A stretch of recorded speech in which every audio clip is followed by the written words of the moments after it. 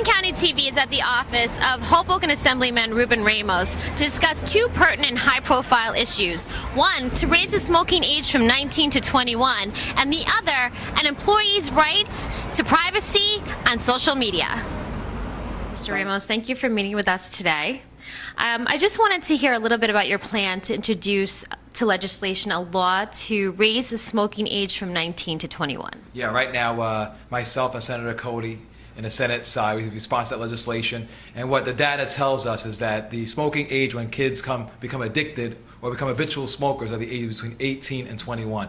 So we really want to try and raise that age up to 21 so they can have the option to start smoking, to be lifelong smokers. We don't want them to be 40 years old or 45 years old to have emphysema and other respiratory diseases type going on. And I'm a cancer survivor, and so what I've learned is that I don't want other individuals to go through what I had to go through, even though I'm a non-smoker, but it's definitely something I learned. And so if I could help one other person not start smoking so they could avoid what I had to go through, I think it'd be worth it.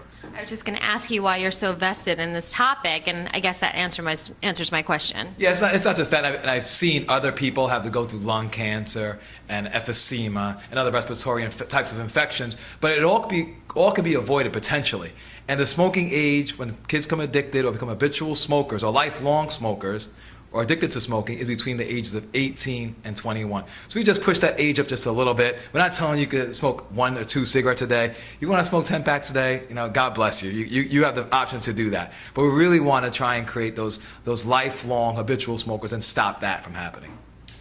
What has been the reaction from the general public on this issue? Well, it's been, like any issue, you have a positive and negative feedback. Some people are saying we're trying to be nannies basically and allow people to make their own decisions. If they could fight in a war, they could surely decide if they want to smoke cigarettes or not.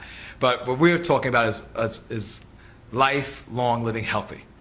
And that's what we really want to get people into the habit of doing. Because if you start smoking at 19 years old, the odds of you becoming a lifelong smoker when you're 25, 35, 45 are increasing every year. And the odds of you getting a respiratory disease or cancer also increases. So we want to avoid that from happening and avoid those long-term health care costs that also come with that as well. Well, that's actually the next point I was going to make. How do you respond to critics who say somebody can enlist to serve our country in the military at 18, but they don't have the right to buy tobacco? I guess we want a healthy soldier. If they're 18, is the best way we could say that, is try and use a little bit of humor there. But I guess the best thing I want to say is that hopefully not soldiers forever, and we want to make sure that when they're 45 years old, they're not getting diagnosed with lung cancer or emphysema or something else. And that's the main purpose of the bill. I like that. I want to segue a little bit into the social media bill you introduced not too long ago. Can you tell me a little bit about that? Which one? We had a couple of social media bills. I believe this one is the one to protect employers. Exactly. Okay, exactly. Sometimes people are going for interviews with an employer, and what they were saying is go log in your Facebook account or your Twitter account. They really want to get into your personal profile itself, when that's basically an invasion of privacy. I really want to see that happen. If an employer wants to go view their website, your Facebook page or Twitter account anonymously, they have a right to do that. But to ask someone at an interview to really put in their password themselves is really an invasion of privacy and almost intimidation. And we really want people to feel comfortable what they're putting there, and their personal life is their personal life, and their private life is their private life. So we want to try and differentiate that as best we can. Why do you think employers find it so important to read up on a potential employee or an employee about their Facebook or Twitter account? I think everyone wants to do a thorough background of their employees. They want to know exactly who's working for them. Obviously, they don't want to have any poor attention brought to them by an employee putting negative things or inflammatory comments on their Facebook page. However, they could look at those Facebook pages by friending them automatically and doing it that route, rather than having someone sit there and putting their Facebook password themselves, almost asking for someone's PIN number, basically. I mean, people are really doing lots of things on social media nowadays, and if we could protect their privacy just a little bit and let the employer do their due diligence and deal with that as it comes, if an employee puts something inflammatory on there, they have a right to deal with that at that time. But let's try and do it the right way and put a little parameters there into the employer-employee relationship.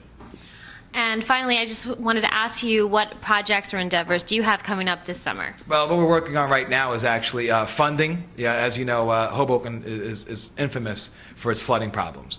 And right now we put in a bill in to fund the second water pump for the City of Hoboken of $5.1 million through the Environmental Trust Fund, which Hoboken did not yet put in the funding for it yet, but we put the bill in to fund that project if they do put the application in for something to take place. So we're already forward thinking ahead. As we got the funding for the first flood pump through low interest loans for North Hudson Sewage Authority, through EDA, we're able to do that again, but this time through the Environmental Trust Fund.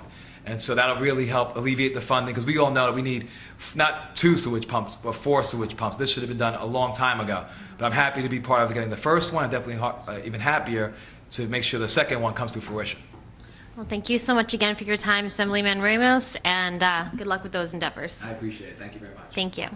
This is Jolene Matthews with Hudson County TV. For more information, please visit us at www.hudsoncountytv.com.